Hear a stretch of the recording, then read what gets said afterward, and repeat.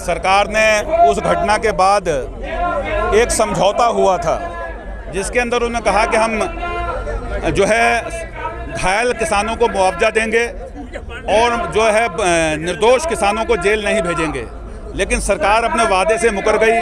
हमारे निर्दोष किसान 4 जो थे 16 महीने जेल में रहे और जो हम पर 302 का मुकदमा कायम हुआ, जबकि 302 का ऑफेंस हम पर नहीं बनता था।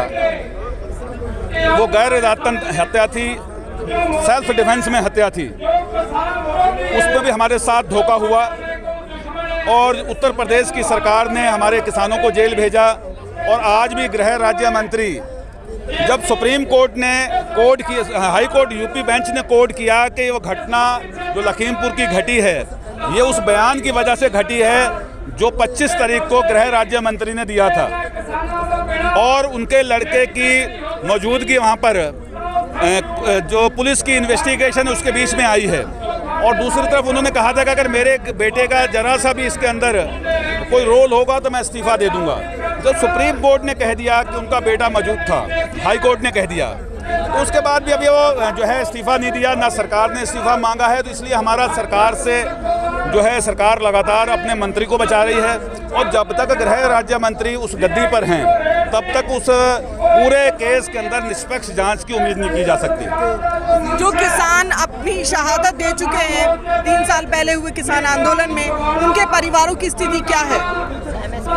देखिए, किसान के परिवार की स्थिति आप पूरी दुनिया जानती है कि किसान के हालात क्या हैं, किस तरह से वो कर्ज के नीचे डूबा हुआ है और किस तरह से वो गुजर बसर कर रहा है। और सीमित परिवार हैं, एक घर के कमाने वाला 1 या 2 बेटे हैं और वही उसकी शहादत हो जाए तो उसके बाद उस घर के हालात क्या होंगे ये पूरे सब लोग जानते हैं। एक बेटा था, अकेला बेटा था एक घर का जो लवप्रीत था, वो ख़त्म हो गया। आज उनके सामने आर्थिक संकट है। तो तमाम दिक्कतें जो शहीद हुए हैं उनके सामने भी हैं, लेकिन संयुक्त किसान मोर्चा ने लगातार उन परिवारों को आर्थिक तौर पर मदद करने का प्रयास किया है जो हो सकता है, लेकिन सरकार की तरफ से कोई लाभ या उसको सरकार की तरफ से नौकरी देने का जो वादा किया था शहीद परिवारों को, नौकरी भी नहीं दी गई। 10 सूत्रीय मांगे लेकर के आप दिल्ली महापंचायत करने आएंगे, क्या लग रहा है इस बार केंद्र सरकार आप लोगों की मांगे मानेगी? देखिए, सरकार को हमारी चेतावनी है खुली कि आप फिर मुकालते में मत रहना। हम आए हैं आपसे, अभी तो हम संवैधानिक तरीके से आपसे मांग कर रहे हैं जो लीगल तरीका है, उसके बाद आंदोलन भी हमारा जारी है देश भर में। और अगर हमने फिर पूरे देश के किसानों को लामबंद कर कर आंदोलन को बड़ा करना पड़ा तो बड़ा करेंगे, लेकिन फिर सरकार जिस तरह 2020 का आंदोलन हुआ था उससे बड़ा आंदोलन देश का किसान करेगा। लेकिन सरकार को आप हताश और निराश मत करिए, क्योंकि एमएसपी बहुत ज़रूरी चीज़ है। आलू का किसान पूरी तरह बर्बाद हो गया उत्तर प्रदेश के अंदर, कि लागत भी उसे नहीं मिली। आलू के खेत किसान को 4 रुपये किलो आलू बेचना पड़ा, प्याज को 1 रुपया 2 रुपये किलो प्याज को फेंकना पड़ा। तो जब ये स्थिति किसान की है तो तब सरकार क्यों आंखें बंद कर बैठी है, क्यों एमएसपी को गारंटी का रूप नहीं देती, मिनिमम सपोर्ट प्राइस? एक तरफ आप कारपोरेट को लगातार जो स्टोर कर रहे हैं, जो बड़े बड़े कारपोरेट हैं जो आलू प्याज और बड़ी बड़ी चीज़ों को स्टोर कर रहे हैं, उनको सब्सिडी देकर स्टोर करने के लिए तो आप सहायता कर रहे हैं, लेकिन किसान कैसे जीवित रहे इसके लिए कोई योजना नहीं है। राजनीतिक अराजनीतिक का क्या डिफरेंस रह गया जो ये पॉलिटिकल ग्रुप बनते जा रहे हैं? आप लोगों के संगठन की क्या भूमिका है? देखिए, हर व्यक्ति राजनीतिक है, गैर राजनीतिक हो ही नहीं सकता। कोई भी जो वोट करता है वो राजनीतिक है, लेकिन लड़ाई जो लड़ रहे हैं संगठन हमारे वो गैर राजनीतिक हैं। लेकिन राजनीति सारी जो नीतियां हैं देश के किसानों की वो राजनीति से ही तय होंगी। बिना देश की सरकारों के पॉलिटिकल पार्टियों के देश किसान की नीति तय नहीं होगी। तो जब तक हमारा किसान संसद में नहीं होंगे, जब तक हमारा किसान सदन में नहीं होगा, जो किसान की सोच के लोग, क्योंकि आज इसलिए बेड़ा गर्क हुआ है देश के किसान का, क्योंकि जो हमारे पूर्व नेता थे, भले देवगौड़ा रहे हों या देवीलाल रहे हों या मुलायम सिंह यादव रहे हों, तमाम ऐसे नेता थे जो खेती किसानी की पृष्ठभूमि से निकल कर आए और आज वो वैक्यूम है देश की इस पॉलिटिकल जो सिस्टम है उसके अंदर, क्योंकि आज वो सोच नहीं है, इसलिए तमाम लोग कारपोरेट के लोग काबिज हो रहे हैं। प्रश्न आपसे ये था कि क्या राजनीति से जुड़ने जा रहा है किसान?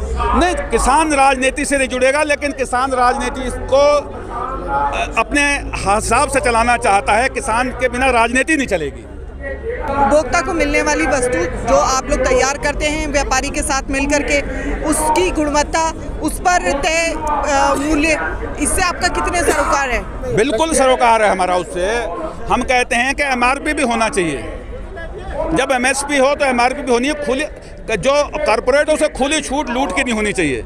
हमसे 5 रुपए किलो चीज़ खरीद कर कॉरपोरेट उसी चीज़ को 50 रुपए किलो बेच रहा है, तो ये उपभोक्ता के लिए लूट है। और यही तीसरा कानून था, जो कानून था वस्तु अधिनियम का, जो बनने जा रहा था। ये एक बहुत बड़ी लूट का उनको छूट देने जा रहा था, जिसके खिलाफ हमने लड़ाई। ये लड़ाई खाली किसान की नहीं थी, ये लड़ाई इस देश के उस करोड़ों कंज्यूमर की भी थी, जो हमने लड़ी। और आपकी बात बिल्कुल सही है। हम तो कहते हैं कि MRP भी होना चाहिए, कि इससे ज़्यादा किसान जो है MRP जो कॉर्पोरेट नहीं बेचेगा। सरकार की जवाबदेही और उसकी जिम्मेदारी सरकार को लेनी होगी। नहीं, बिल्कुल सरकार को जवाबदेही देनी चाहिए कि आज आलू हमारा 4 रुपए किलो बिक रहा है, और जब उपभोक्ता खरीदेगा आलू और प्याज को 50 रुपए किलो खरीदेगा, तो इसके बीच का कहाँ जा रहा है? ये बंदरबाट कहाँ हो रही है? ये सरकार इस पर क्यों कोई सिस्टम में नहीं ला रही? ये सरकार की जवाबदेही है। सत्तारूढ़ पार्टी भारतीय जनता पार्टी और विपक्ष की सारी ही दल एकजुट हो गए हैं। देश में राजनीतिक टकराव दिखाई दे रहा है। राहुल गांधी के घर पर कल पुलिस घुसी है, इस पर आप लोगों की क्या प्रतिक्रिया है? देखिए, ये हमने बहुत छोटे थे, होश नहीं थी हमें उस समय, तो हमने इमरजेंसी सुनी, पढ़ी, और उस दौर को हमने सुना पढ़ा इतिहास की किताबों में। लेकिन आज हम उसको आंखों से देख रहे हैं कि कोई व्यक्ति अगर स्टेटमेंट भी देता है तो उस पर एक चंदौसी है, वहाँ पे गुलाबो देवी एक मंत्री हैं भाजपा की, बहुत सारा यूट्यूबर, छोटा सा चैनल था, उसने सवाल कर लिया मात्र कि आपके यहाँ ये काम कैसे हुआ नहीं हुआ, उसको जेल में भेज दिया। तो ये सरकार तो उस हर आवाज़ को दफन कर रही है, उस हर आवाज़ को जो ED और CD उनके पीछे लगा रही है देश के अंदर। ये पूरी इमरजेंसी से भी खतरनाक दौर है, लेकिन इस दौर के अंदर भी जाबाज, हिम्मत और देश को बचाने वाले लोग खड़े होंगे और खड़े हैं। जेलों की सलाखों के पीछे भेज के उनकी आवाज़ को ख़त्म नहीं किया जा सकता, उनकी आवाज़ को दबाया जरूर जा सकता है। एक समय के लिए आवाज़ रुक सकती है, लेकिन जितना जिसको दबाओगे उतना ही वो ज़्यादा बिखराव के साथ लोगों के बीच में पहुंचेगा। तो देश के अंदर जो इस समय स्थिति है, धर्म के नाम पर उन्माद और धर्म के नाम पर नफरत, ये हिंदू राष्ट्र की जो बात कर रहे हैं, ये देश के सबसे बड़े दुश्मन हैं। ये राष्ट्र के लिए हितैषी नहीं है। आज इस हिंदुस्तान के अंदर हिंदू मुस्लिम सेकुलर कंट्री है, इसको डेवलप कंट्री बनाना है, तो हिंदू राष्ट्र के नाम पर सबसे बड़े देश के लिए अगर खतरनाक है, जो हिंदू राष्ट्र की बात करता है, हम कहते हैं उस पर देशद्रोह का मुकदमा लगना चाहिए। धर्म के नाम पर सो कॉल्ड उदारवादी बाबा जो भगोड़े हैं, जिसमें नित्यानंद हो या दूसरे, और जिनके ऊपर रेप के केस हैं, जिनके ऊपर भ्रष्टाचार के केस हैं, वो आज वर्तमान में संसदीय शासकीय प्रणाली में जो भारत अपना शासन चला रहा है, इसमें अमृतपाल की स्थिति के लिए कौन जिम्मेदार है? देखिए, ये देश के अंदर सिस्टम, सारी जितनी संस्थाएं हैं, चेक एंड बैलेंस के लिए जो संस्थाएं बनी थी, जो कोई निरंकुश ना हो जाए, सरकार भी निरंकुश ना हो, सारी संस्थाओं को धर्म के आधार पर धर्म के लोग काबिज कर दिए। भले वो न्यायपालिका क्यों ना हो, वहाँ पर भी आज सरकार पूरी तरह से नियंत्रित कर फैसले दे रही है। तो जब ऐसी स्थिति देश के अंदर होगी, तो देश के लोगों का भरोसा और देश के लोगों का जो विश्वास है, वो कहीं ना कहीं आज लोगों को रोजी रोटी से भटकाकर धर्म के नाम पर, असली मुद्दा जो बेरोजगारी है, असली मुद्दा किसानी है, उस किसानी और बेरोजगारी के मुद्दे से भटकाकर धर्म के नाम पर, नफरत के नाम पर सत्ता पर काबिज हो रहे हैं। तो इसलिए देश जो है, आज हम मानते हैं कि लोगों को खड़ा होना पड़ेगा, किसानों को, नौजवानों को खड़ा होना पड़ेगा, और एक जन क्रांति इस देश के अंदर लेकर हमें जन जन तक जाना पड़ेगा, क्योंकि देश बचाना जरूरी है। जनहित संदेश के रूप में युवाओं, महिलाओं, बुजुर्गों और विशेष वर्ग के लिए आपका क्या संदेश? हमारा कहना यह है कि इस देश की महिला की सुरक्षा का मामला सबसे बड़ा है, उनको रोजगार का मामला है, नौजवानों को रोजगार का आज विषय है।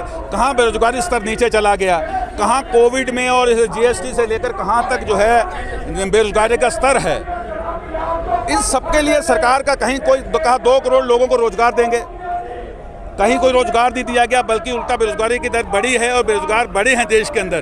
तो ये सारी चिंता इस देश के लोगों को करनी पड़ेगी, इस देश की सामाजिक संस्थाओं को, और तमाम जो गैर राजनीतिक जो दल लोग हैं, उनको भी बैठकर इस देश के बारे में चिंता करनी पड़ेगी। 2024 के चुनाव को कैसे देख रहे हैं? 2024 का चुनाव अगर तो चुनाव के तौर पर हुआ, अगर उसे कैप्चर नहीं किया, और मैं तो धन्यवाद देना चाहता हूं सुप्रीम कोर्ट का कि जिन्होंने एक कानून लिया है जिसके अंदर जो चुनाव आयुक्त है उसका सिलेक्शन एक पार्टी नहीं करेगी, सब विपक्ष के नेता और सारे लोग करेंगे। तो मुझे लगता है कि अगर वो ईमानदारी से हो गया तो एक पहला कदम है।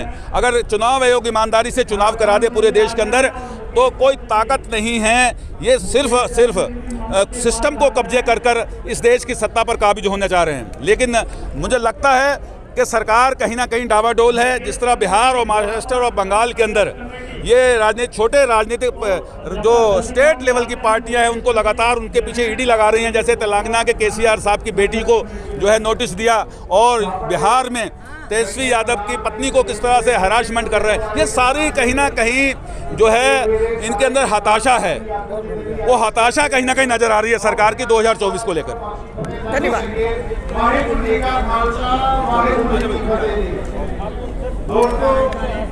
ਜਦੋਂ ਇਹ ਕੇਂਦਰ ਦੇ ਵਿੱਚ ਬੀਜੇਪੀ ਦੀ ਸਰਕਾਰ ਆਈ, ਵਾਅਦੇ ਕੀਤੇ ਗਏ, ਆਮ ਜਨਤਾ ਨੂੰ ਵਾਅਦਾ ਕੀਤਾ ਗਿਆ, देश ਦੇ ਵਿੱਚ ਮਹਿੰਗਾਈ ਜਿਹੜੀ ਆ। लोकतांत्रिक मूल्यों को बरकरार रखते हुए किसान महापंचायत जब रामलीला मैदान में आज यहाँ की जा रही है तो यहाँ साफ तौर पर किसान नेताओं का एक ही मत है कि केंद्र सरकार को यहाँ से संदेश जारी किया जा रहा है कि केंद्र सरकार किसानों की हालत पर एक बार जायजा ले, 10 सूत्री मांगों पर विचार करते हुए इन्हें मान लिया जाए, अन्यथा एक महा आंदोलन यहाँ से आरंभ किया जाएगा।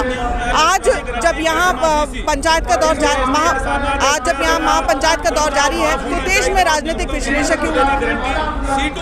आज जब महापंचायत का दौर जारी है तो देश में जारी राजनीतिक गहमा गहमी पर विचार विमर्श करते हुए 2024 की बिसात भी यहाँ से बिजली दिखाई दे रही है। फिलहाल भविष्य क्या होगा ये बातेंगे आपके साथ। रामलीला मैदान से मैं अस्मा, लहर हिंदी के लिए, वेब न्यूज के लिए, धन्यवाद।